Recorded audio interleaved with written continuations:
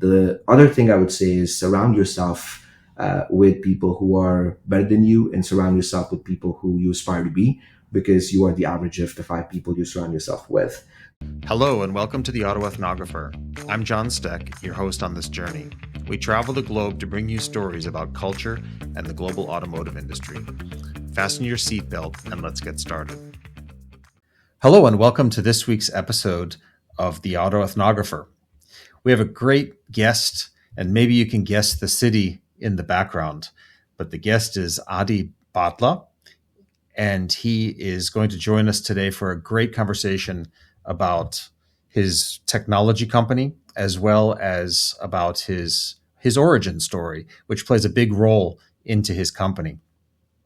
Born in northern India, Adi emigrated to the United States for education, and he also carried a burning desire to launch a business. Adi's a young entrepreneur. He was recognized in the Forbes 30 under 30 list. He successfully combined his cultural upbringing with his entrepreneurial spirit in several digital and software roles. But then inspiration struck, and he started his own company, Revv, that's R-E-V-V, which married the automotive repair industry with AI. Now he leads a multicultural team, and I'll let him tell you the city. Adi, welcome to the show. Thank you, John. Thanks for having me. Yeah, so Adi Bathla, I'm the co-founder and CEO at Revv. Revv is a technology company helping the automotive repair industry,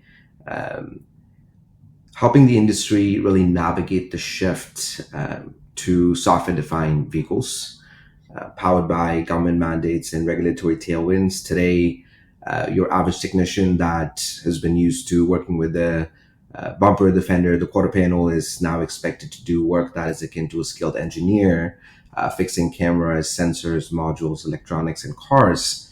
And that's where Revv really comes in. As you said, I was born in North India, and at the age of 18, I came to the United States. And since then, I've spent my time really helping offline users, offline industries building technology products, global technology products for them. And that led me to the path to service the automotive industry. Now we have a team of more than 70 people, majority people based out of New York, and we're very proudly servicing the industry for years to come. But let's turn back the clock first. Let's talk a little bit about growing up in India, in northern India, and your Indian culture and the background and the family. Like myself, born outside of the United States and emigrated to the U.S., it shaped me. Let's hear a little bit about your background and how that shaped you and what made some of the impressions that guide you today. Very fascinating question. The first memory that comes to my mind is getting my hands on my first computer. So my family, I was born in a very humble family, and at that time, getting me a computer was a pretty big deal. I faded memories of this because that's how long ago it was. I was a little child, and I remember playing computer games, and my mother sharing this sentence which stuck with me, and it was, "Be a creator, not a consumer." And those were some of these values that knowingly, unknowingly affecting me as I was growing up. And that led to things like India being a very academically oriented culture. I remember being in 8th grade and having already learned things that were taught up until the 12th grade. So I found myself really lost in middle school, in high school, and I was really looking for a purpose because I wasn't really getting much out of school anymore. That led me to to 3D modeling and really space tech, and led me to find out that NASA has this program for young entrepreneurs where you build a space tech prototype, a concept of space tech prototype, and I started spending 8 months out of the year really working on that, designing that, building the concept, going deeper in, then eventually leading a team, eventually winning an international award and coming to the United States for it. And that planted this entrepreneurial bug in me where when I found myself lost, I found this purpose. And that purpose showed me that anybody can do anything and create anything. The sky's the limit, and the limit you put on yourself is more artificial, if that makes sense. And I found out that the States was the place where I could actually make that happen. That led me to Brown, where I started my college education. I got a full ride. At that point, I could only afford a one-way ticket, so I took a one-way ticket. I started my journey there. I'll pause here for a second. Those were my origins and kind of my upbringing up until the college life, and fascinating turns after that as well that shaped who I am today. But we'll leave it up to your thoughts. No, I think first of all, your mother said something incredibly wise: to be a creator, not a consumer. And she could have, it sounds like it even said to you, to the moon, literally, with NASA. she could have used either expression with you, but you certainly took that seriously. How did it come about then? You said, so you went to Brown in the US. How did that connection end up being made to land at Brown, following this winning on the NASA project or competition? And how did you find Brown? This must have been a huge difference to the educational background that you had, and not to mention that I think you were pretty young when you arrived, younger, I suppose, than most of the other students in your classes. It's I've spent all of my adult life in the States, in both college and post-college life in the States. I'd say formative years for sure. How did I find Brown was really the exposure that I got from folks that I've met at the NASA program. And everybody aspired to really fulfill their goals. And it was very closely tied to education and the type of education that they aspired to get, where they aspired to get that education, which led me to discover not just Brown, but other places that I applied to. I was gravitated to Brown because of its a malleable approach to discovering yourself, essentially. At that time, I aspired to be an astronaut or work in the field of space for obvious reasons. But I also knew that I was young enough to not have been able to pinpoint exactly the path that I should be taking, and I wanted more exposure really across the board. So Brown was the perfect fit for that. And during college, that's exactly what happened. During my education, I met other entrepreneurs, and that influenced my thinking and decision making around where can I make the most impact. So back to the values, growing up with values like bring technology to industries that run on pen and paper. That's where they need it the most. And things like don't chase money, bring value to society, and everything else follows. I found out that software is really eating the world. And why it's eating the world is because it's very, very tangible. You can bring this to life with, in today's world, low to no barrier to entry and start making an impact right away. So I found software engineering and I found computer science as this magical thing that I can utilize to bring it all together. Um, it all started with, again, helping people. So I was building VR products to help athletes kind of diagnose their injuries. I was building marketplaces to connect the two sides of the equation that otherwise would have taken much longer to actually access inventory, like books, clothes, for example. This is during the university years, or this was already after? This is during the university years. During the university years. Okay, that's incredibly impressive.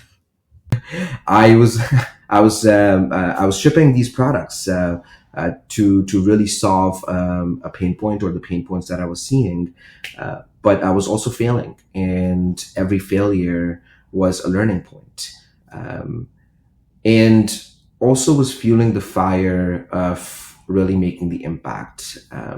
Every failure led me to want to do it even better the next time, want to do it more than I wanted yesterday. And it eventually led to me throwing myself in high growth startups to really learn what it takes to build a company and be able to make a massive impact to society. During these high growth startups, I again was building for an offline user. These users included warehouse workers or anybody that's involved in the global supply chain, all the way up to the consumer, back to creating access and some of the things that I experimented with in college, for example. And I also was very closely working with some of the successful founders and CEOs and really learning from them firsthand what it takes to build multi-billion-dollar company, which translates to massive impact in society, mission-driven companies, really. Which goes, if I may say, that goes right back to also to what your parents instilled in you, which is not to chase money, Yes, but rather to have an impact on society. I love that. absolutely, absolutely. The the companies like Misfits, for example, which is tackling the mission of preventing food waste and creating access to food for underprivileged families who otherwise can't afford groceries. That is fuel that is strong enough for you to really break barriers and make an impact. So that influenced my thought process, and what I found a beautiful industry, which is the auto industry, and I started getting a glimpse of it really back in 2019 when I started visiting my family, my extended family based out of Houston, Texas, for Christmas, and I was a kid in a candy store looking at how much there is to build. The operations of the national parts distribution business, the operations of the repair facility, and different types of repair facilities, parts distributors, was all pen and paper. So let's take a step back, and you've told me this separately before, but what did you see? Your family, as I understand, owns an automotive repair workshop, and they've been operating it for how long? They've been operating it for now more than a decade. And the primary business started as a national auto parts distribution business. It evolved to become a repair facility as well. They work with dealerships too. And what I found was the operations were being ran on pen and paper. The communication was happening from one department to another really somebody physically walking over with a piece of paper and handing over list of inventories, invoices, and really communicating everything on the phone, on the fly. The supply chain delays and the variety of folks and stakeholders really that they had to work with was massive, but everything was done with text and phone call. And it's an industry that has really expanded by word of mouth, and it's been hit by this brick wall really with software-defined vehicles overnight. So there became this massive mismatch of how fast the portion of the industry that is actually catching up to pace versus the rest of the industry is moving to react to it is what I started seeing. But I didn't see that outrightly. The way I saw this and what I firmly believe is that you don't really go looking for an idea. Number one, you really go looking for solving a pain point. And the way you find a hair on fire problem and a true pain point to solve for is by putting yourself in your customers' shoes and immersing yourself with the customers, really. So putting yourself in a place where it's almost like the problem finds you. The way that happened with me was I started with my family businesses and really solving for their pain point. But I was also talking to used car dealers. I was talking to mechanical shop owners. I was talking to body shop owners and giving everybody my phone number, offering to help. If you have a problem, just give me a call. And I started getting these calls and I started diagnosing the problems up until I reached the problem of a repair shop owner who had serviced a car, the lane change malfunctioned, the driver got into an accident, brought the car back, and he was worried he was going to get sued. That led to a series of discovery items, which is me hopping from shop to shop to shop, really finding this repeatability that everybody has the same problem. Used to be 1 in 4 cars, now it's 3 in 4 cars. And then looking at the government tailwinds, the functional tailwinds, and that new technology that could actually solve this problem. It all came together. So going from a papers and running papers around in a workshop to, automated driver assistance systems, the newest technology in the market now, this is a huge jump. How did you even take that first step with the workshop owner to tell them that their paper system is antiquated? I mean, people who own something, they know it, they love it, they use it, they developed it. It's like a child. How did you have or find the tact to explain that and then to guide them towards offering a solution? I'd say the biggest learning really talking to the industry was that you never want to take the approach of telling the industry to change how they work. You want to meet them where they are in their workflow and what they have been used to doing for decades and almost amalgamate into their way of working. And the approach I took was I didn't even have the product or I didn't even build the product yet. All I had was a prototype, an experience that I could demonstrate that showcased the value.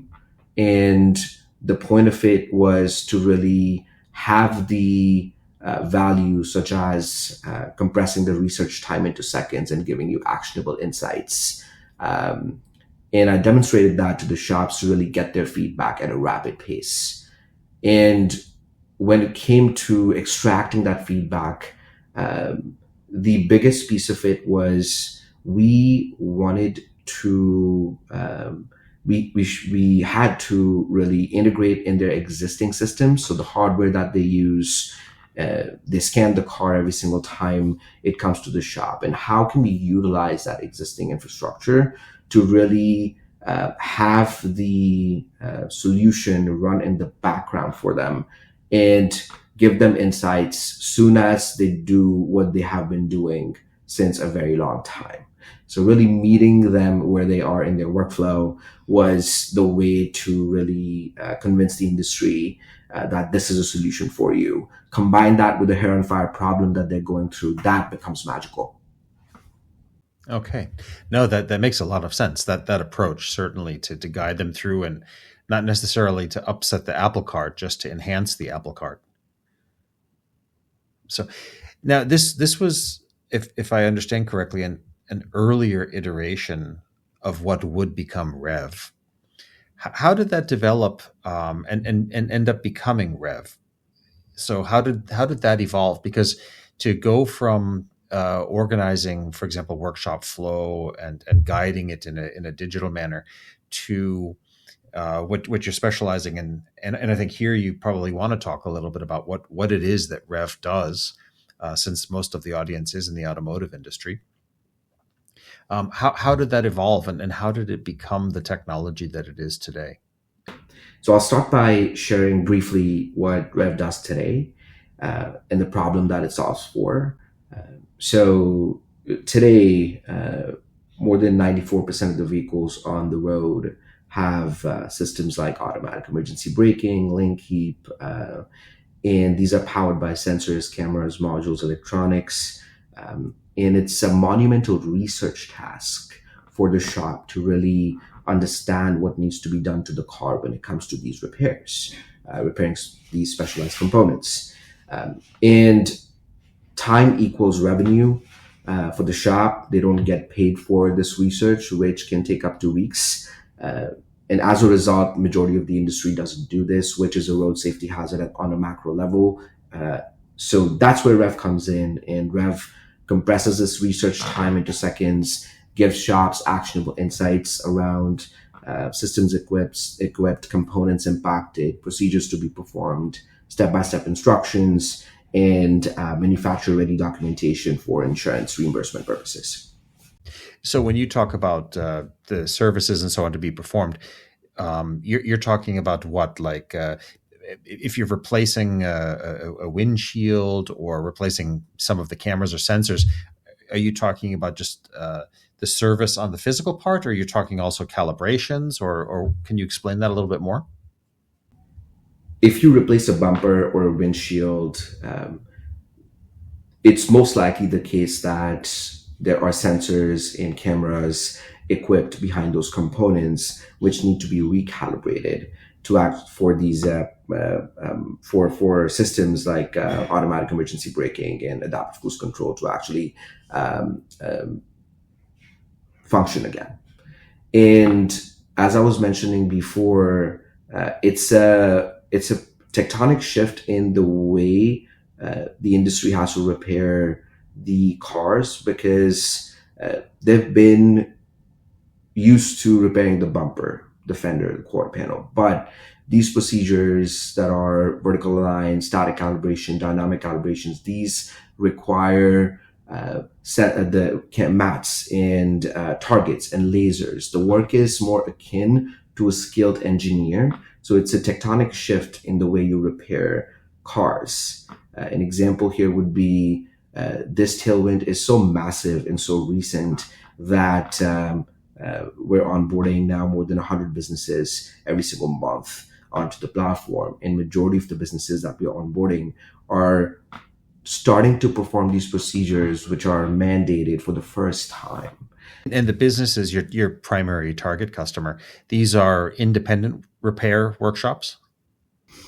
Yes, independent repair workshops, and our ICPs have grown to be diverse over time. What's happening is every single type of business that touches the car after it's been sold is being affected by these tailwinds. So what started off as, and organically and rightfully so, the body shops, the collision shops, and the calibration shops being the most dominant ICPs on our platform. And can you, if you don't mind, just to say, what is an ICP?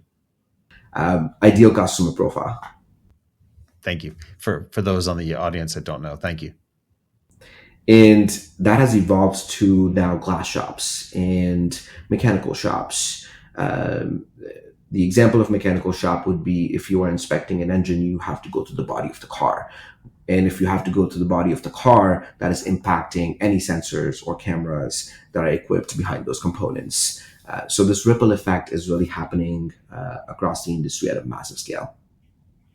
No, that's a huge shift, as you said. You said it was 94% of the vehicles now certainly being sold, and even the vehicles that have been on the road for some time and are going to the independent repairers, that the volume is only going to grow. The percentage is only going to grow. I see a lot of opportunity for this for sure.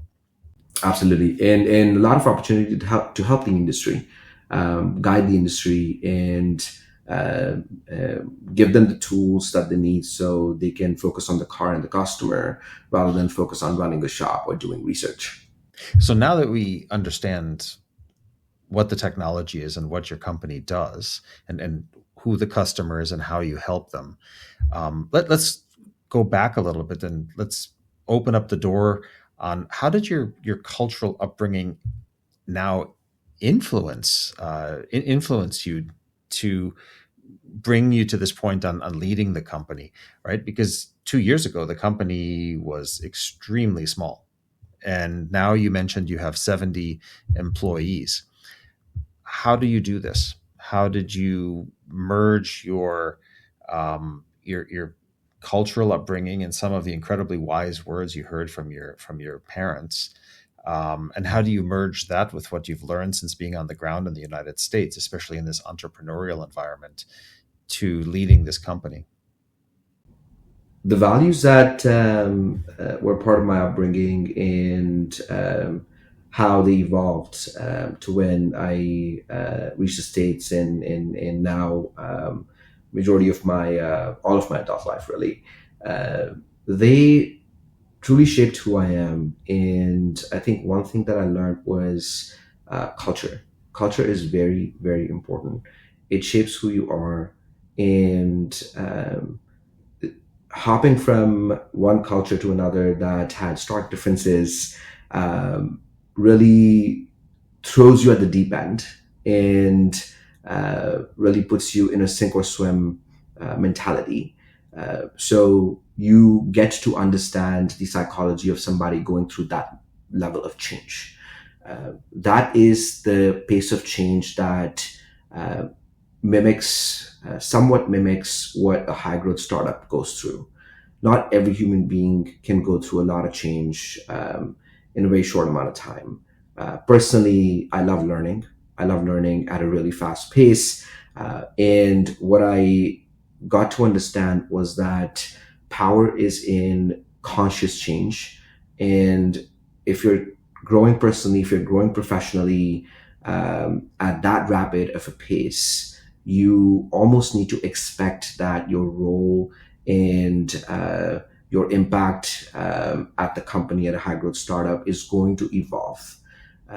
If you are going through that unconsciously, it might lead to you to a place where you are no longer really a sponge that is absorbing, but really being pushed around forcefully. But what I make a habit of is really echoing the fact that we're all growing personally, professionally at a certain pace.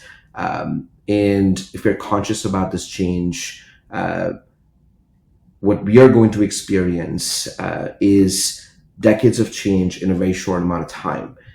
It's a lot of growth. And if you look at the number of businesses that were built in the States, at the very least, there were 5 million businesses, I believe, that were started in 2023. And across the globe, just a little over 10 businesses that actually became a unicorn. And the experience that people get in those businesses, those high growth businesses, is very different from businesses across the board. So again, going back to that rapid change, it's something that if people embrace, really gives them exponential push in their careers, in their professional life, in their personal growth. And that's what I aim to instill with the people at the company. Like you said, you grew the company from just a handful of employees not that long ago to 70 people now. And I've seen some photos of on your LinkedIn, and you've got a wonderfully diverse team. Um, how does that work? You've clearly have your heritage. You've spent your adult years, your formative adult years in the United States, going through a variety of different startups and entrepreneurial positions. How do you find working with such a diverse team and employing your leadership skills to them? I definitely have always looked and continue to be mesmerized by this perspective of learning, really, uh, and aligning the goals of the people at the company with the goals of the business. So both are mutually growing in an upwards trajectory. The other piece that I found out was as the company scales from um, 2 people to now 70 plus people in 24 months, the shift happened where you're rolling up your sleeves and doing everything with your hands. And suddenly now you have to work through people. You have no choice but to work through people. So the trick is to hire people that are smarter than you in those specific domains.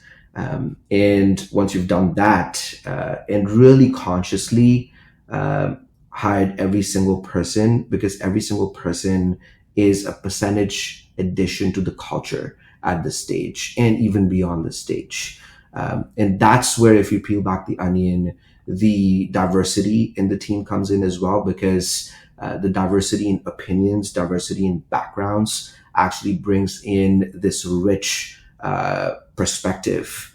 And perspective, what I like to think of perspective as is you want to go broad and then you want to go deep. So if you don't go broad enough, then you're not considering all possibilities and what it can be. Once you have the knowledge of how big it can be, then you're better informed to go deeper where you need to go. That's how we make decision making at the company as well. So we bring all ideas to the table. For example, at Revv, we see this massive white space in the industry. There's a ton of opportunity. And focus is very important because most companies die of indigestion rather than starvation. So what we recently did was we did a crazy ideas exercise. So really from every single person at the company, we collected all sorts of ideas and all sorts of problems and pain points really that they see with our customers, put them on the whiteboard and really narrowed them down to what we're going to be accomplishing next quarter. So everybody has a say. Everybody is motivated to think like an owner. And if everybody brings in those diverse perspectives and thoughts, that is a winning recipe.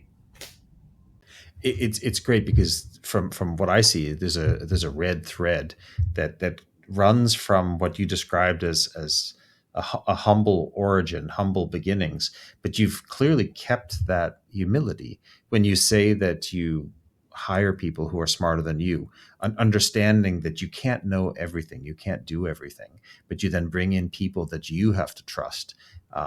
Because they are subject matter experts on something that perhaps is not necessarily your strength. I love that connection and that consistency.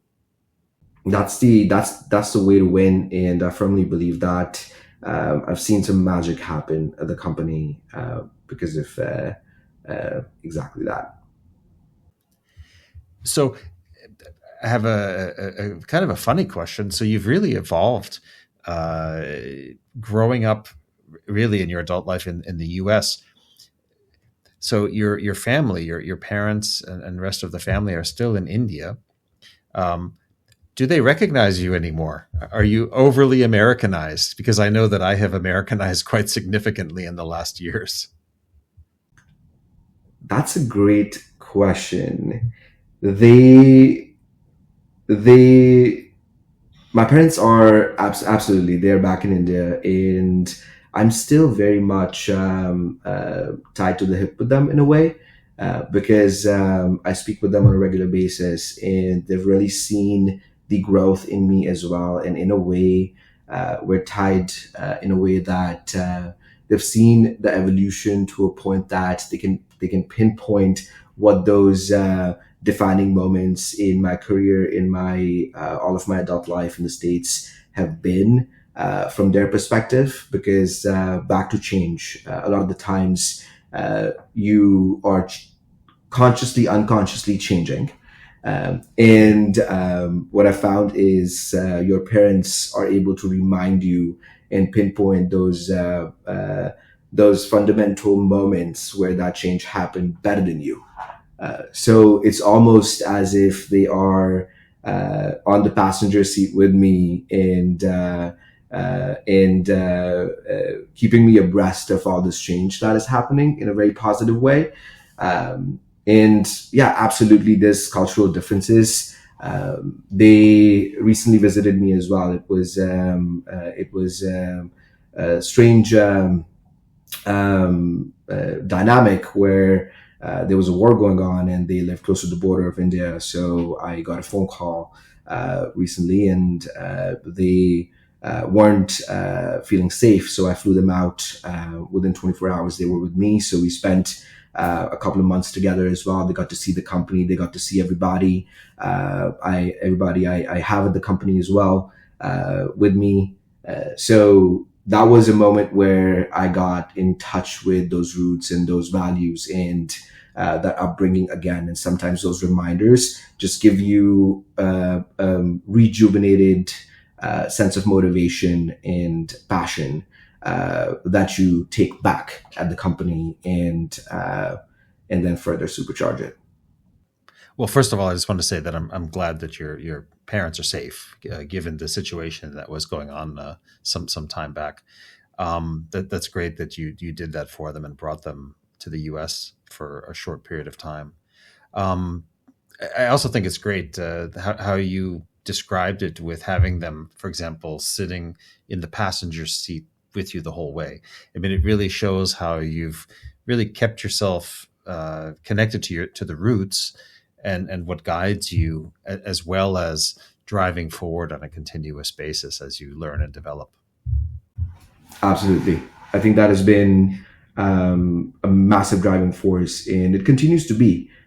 So this, a lot of the success I've attributed to not just my upbringing, but really them being on the passenger seat and actually helping me navigate through the thick and thin. So now that you've gotten to this point, you've really developed. As I said in the beginning, you were featured on the Forbes 30 under 30 list. What advice do you have for other ambitious students or entrepreneurs, people who are either in the US or outside? What would you tell them who want to follow in your footsteps?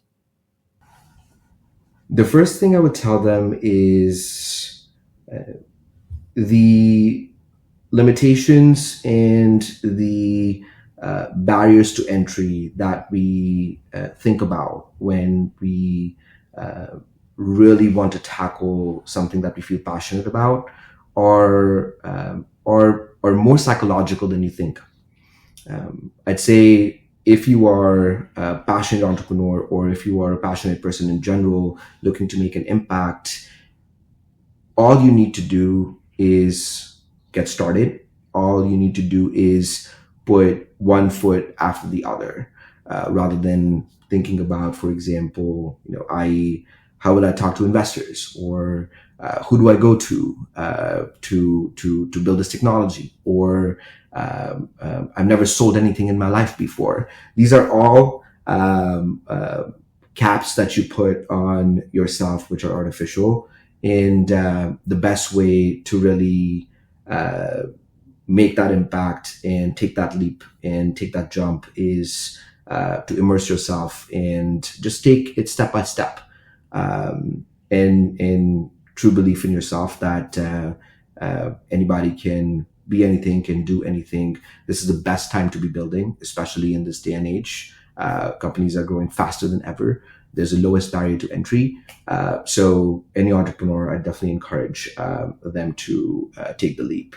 The other thing I would say is surround yourself with people who are better than you, and surround yourself with people who you aspire to be, because you are the average of the 5 people you surround yourself with. So if you are ever in doubt, just look for those people and go spend time with them. Oh, those are great words of wisdom. I love that, surrounding yourself with 5 people because you're the average of them. It's a fantastic way to look at it. I've not heard of that before, at least not phrased like that. I think you would make an incredible mentor, and it sounds like you really mentor your staff anyway on a daily basis. I love mentoring, and even earlier stage founders than myself, as well as any aspiring entrepreneurs, plus of course my team. I think that is just another piece of gratification that comes with building the company. You're servicing the industry, you're servicing the customer, but you're also partaking in personal and professional growth of really amazing individuals. Great. No, that's fantastic. I think we'll probably wind down the episode now. We're running down on the time. Any parting words of wisdom that you wanted to share last but not least? You just shared a great one. So I'm digging deeper here. I'd say no entrepreneurial journey is a straight path. If there was a recipe, then there would be it would be a very different landscape here. So what I recommend to anybody who is looking to make an impact as an entrepreneur is to really dig deeper within and understand what your superpowers are, and what your motivations are, and channel them towards that passion. Basically, I think it all it takes is really getting to know you from inside a little bit more. What motivates you, what drives you to get to a place where you are making that impact and getting that fulfillment and achieving what you need to achieve. No, that's really great. You inspire me actually to turn the clock back 30 years and try doing it all over again. It's fun. Just like this conversation, I think it's a lot of reflection as well for me. Taking back a lot of great thoughts to the office really in a few minutes to instill in the company. Well, Adi, thank you very much for joining this week. I'm sure there will be a lot of interest in what you have to say in the episode. You've shared a lot, and I love your journey, as you said, from humble beginnings to really soaring now, and doing exactly what you love to do. Thank you for joining. Thank you, John. Thanks for having me as well. This was a unique but an amazing experience. Great. With that, I think I'm going to wind up the episode. I'd like to thank the listeners for joining in this week, and we'll be back next week. In the meantime, keep on driving. Thank you for joining us on today's journey. Please remember to like and subscribe to the Auto Ethnographer and leave us a rating or comment. For more information, visit our website at auto-ethnographer.com. You can also follow on Instagram, Facebook, and LinkedIn.